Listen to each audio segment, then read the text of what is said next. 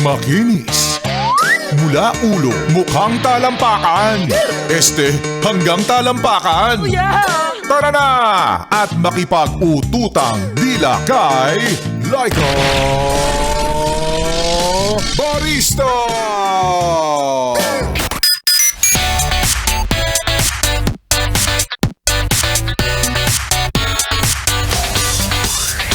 Mula noon hanggang ngayon, ikaw na ikaw pa rin talaga. Wala pa rin talagang pinagbabago. Na naniniwala ka pa rin. Kung ang iba ay malayo pa pero malayo na. Pero ikaw naniniwalang malayo pa pero mayabang na. Char.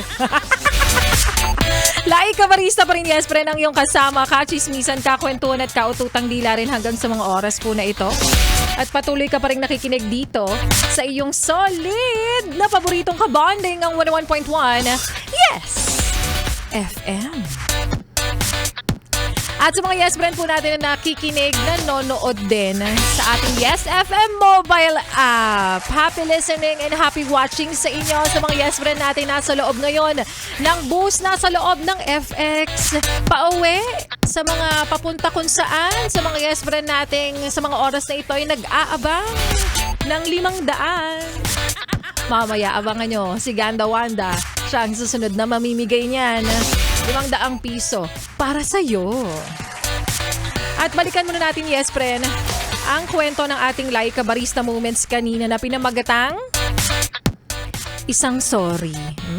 Dami nakaka-relate niyan. Simpleng salita.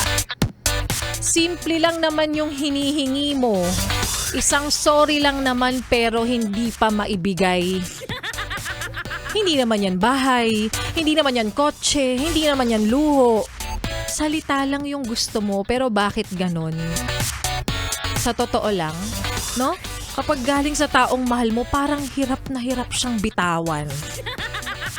At yung totoo pa, yung away okay lang eh. Alam mo namang normal yon sa isang relasyon. Kundi yung katahimikan pagkatapos, wala kang naririnig. No? Para kang anino, para kang hangin lang. Na kapag dumaan sa kanyang harapan, hindi kanya nasisilayan, ganun. Yung ikaw na lang yung nag-iisip kung okay pa ba kayo. O kung ikaw na lang ba yung kakapit? Dahil some people would rather protect their pride than to fix the relationship. Diba? At ikaw syempre dahil mahal mo, ikaw na naman yung mag-a-adjust. Ikaw na naman yung iintindi.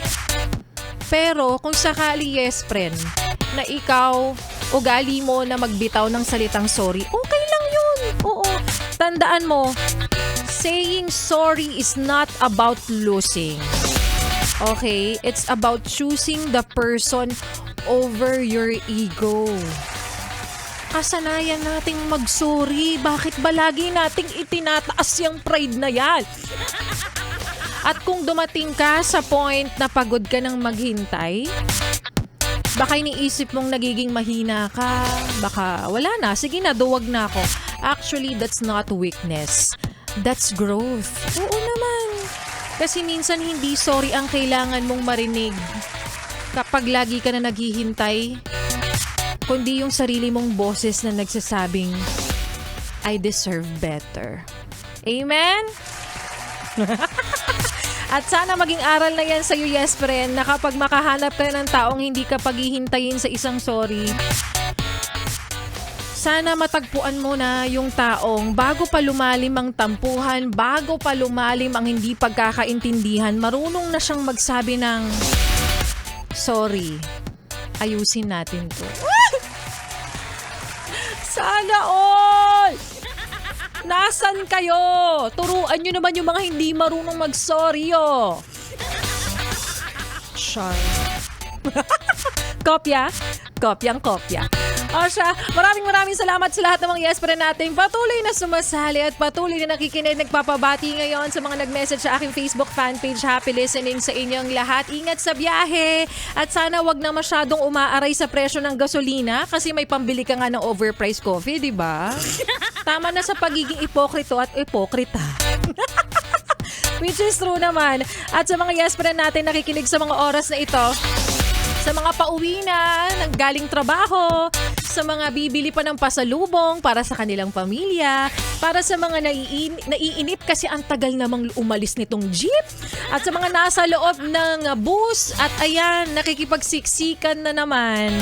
Look at the brighter side of life. At least, di ba, pauwi ka na, yung iba nga mag-overtime pa. Tuloy pa natin ang pakikinig mo sa mga kantahan natin ngayong hapong ito kasama ang susunod dating kanta. Paano by Zach Tabudlo? Dito sa 101.1 Yes FM. Solid. Nakakabaliw, lumalabas sa'yo.